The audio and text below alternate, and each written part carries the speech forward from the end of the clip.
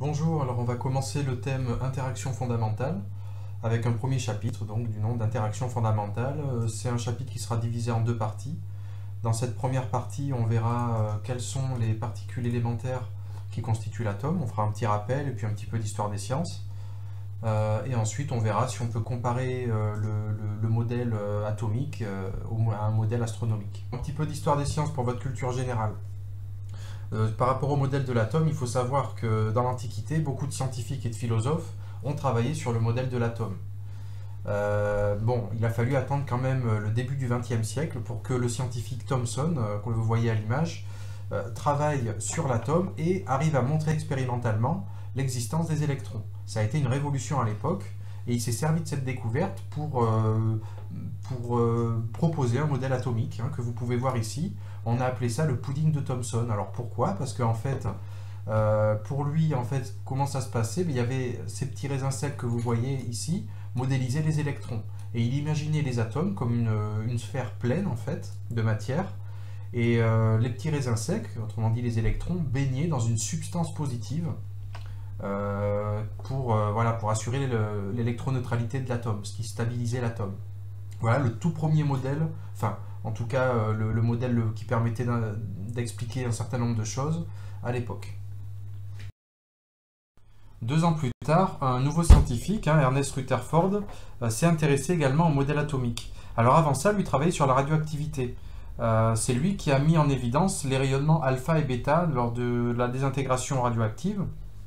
Cette découverte lui a donné le prix Nobel en 1908, et surtout ça a intéressé un autre scientifique qui s'appelait Geiger, et ensemble ils ont mis en place une expérience permettant d'analyser ou de trouver plutôt un nouveau modèle atomique. Alors en quoi ça consistait? Ici il y avait la source alpha, trouvée par Ernest Rutherford. Donc source alpha, donc des noyaux d'hélium envoyés à grande vitesse sur une feuille d'or, et avec Geiger, ils ont mis en place un compteur de particules ici, en bleu, qui était capable de révéler en fait les zones d'impact des particules déviées. Donc ici on constate la chose suivante, donc on a un faisceau d'hélium qui arrive, qui se heurte à la feuille d'or, et une partie est renvoyée en direction opposée, puisqu'elle s'est heurtée à quelque chose, et on constate que l'ensemble des rayons, la majorité, en fait, arrivait à traverser.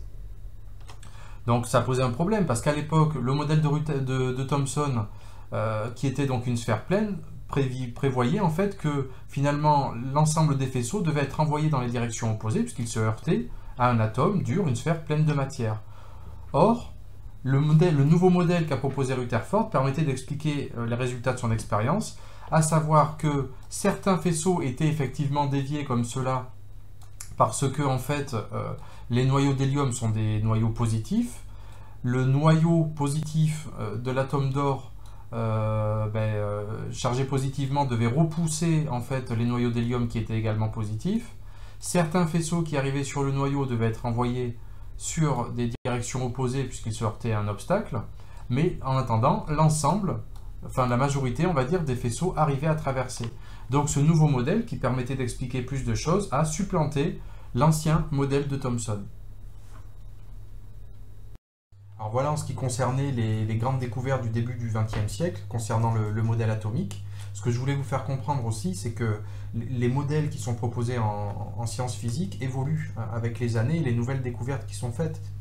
Il n'est pas impossible que dans quelques années, le modèle atomique actuel change, s'approfondisse et évolue. Peut-être même que c'est vous, au cours de vos études, qui ferez une thèse et qui découvrirez et qui proposerez un nouveau modèle de l'atome.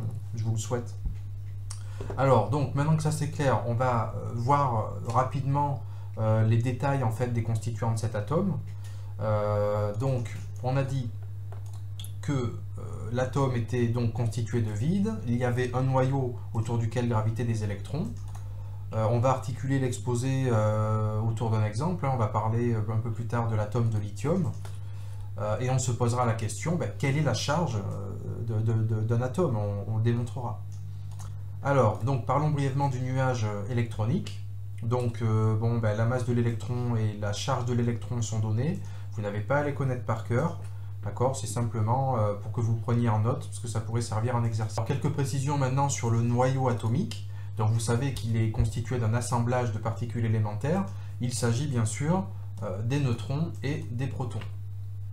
Alors les neutrons, eux, n'ont pas de charge électrique, puisqu'ils sont neutres par définition.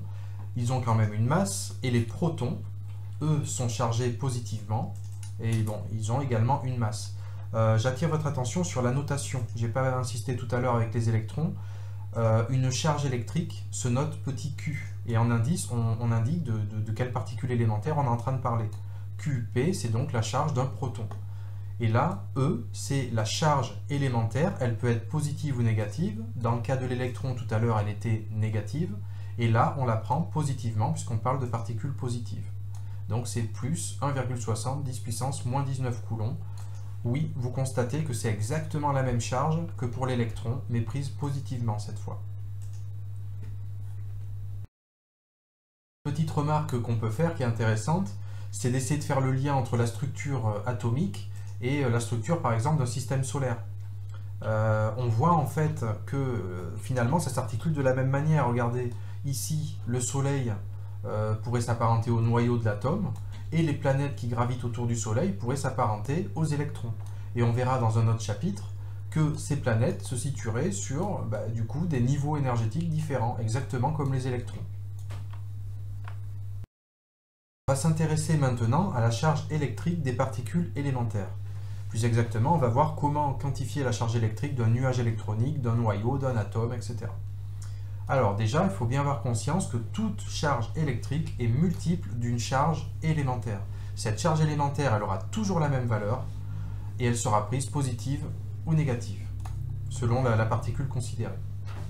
Alors, la charge électrique Q est égale à un nombre entier de fois la charge élémentaire E. Voyons ça dans un cas concret. Prenons l'exemple du lithium, énormément utilisé dans la confection des batteries.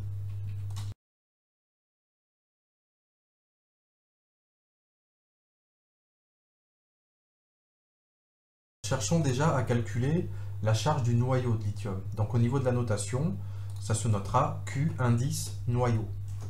Donc il faut déjà se poser la question, quelles seront les particules qui seront responsables de la charge du noyau?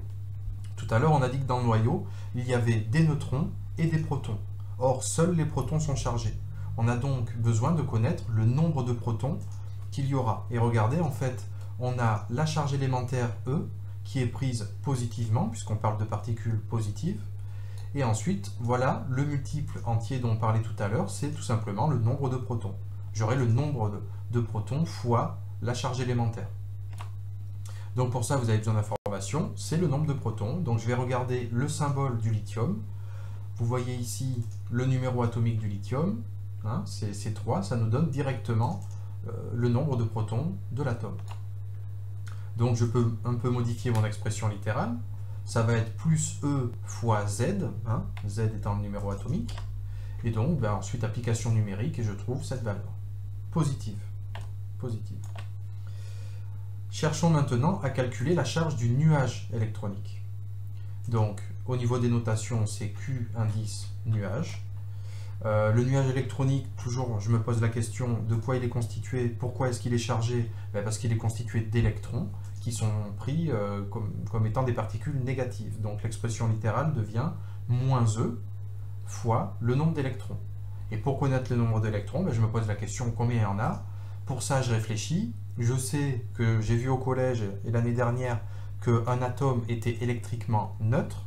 Donc il y aura forcément autant d'électrons qu'il y a de protons dans l'atome. On a vu qu'il y avait 3 protons, d'une manière générale Z, et donc je peux écrire moins E fois Z, qui me donnera donc moins 4,8 10 puissance moins 19 coulombs. Tant que j'y suis, une petite remarque là sur la notation ici pour l'expression littérale, je me suis permis de mettre moins E fois Z.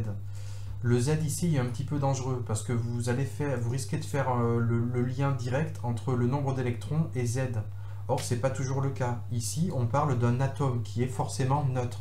Lorsqu'on parlera d'ion, vous n'aurez plus le droit d'écrire moins E fois Z. Hein, on en reparlera, mais faites attention. À la limite, je préfère que vous mettiez moins E fois nombre d'électrons, que vous restiez à ce niveau-là. Et peut-être mettre une phrase en disant que comme l'atome est neutre, il y aura autant d'électrons que de protons, et donc de faire moins E fois 3. D'accord? Mais ne faites pas d'amalgame ici entre Z et le nombre d'électrons directement. Bref, posons-nous maintenant la question de calculer la charge de l'atome en globalité. Donc au niveau de l'expression littérale, la notation, ça sera Q indice atome. Donc il sera égal finalement à la somme de toutes les charges qu'il y aura dans l'atome. Donc il y a quoi? Il y a le noyau et le nuage qui sont chargés. Je vais donc additionner tout simplement leurs charges. Et on se rend compte de quoi? Que la somme des deux fait 0. Et on vient de remontrer en fait que comme un atome, comme la matière, est électriquement neutre. Il y a autant de charges positives dans le noyau que d'électrons qui gravitent autour.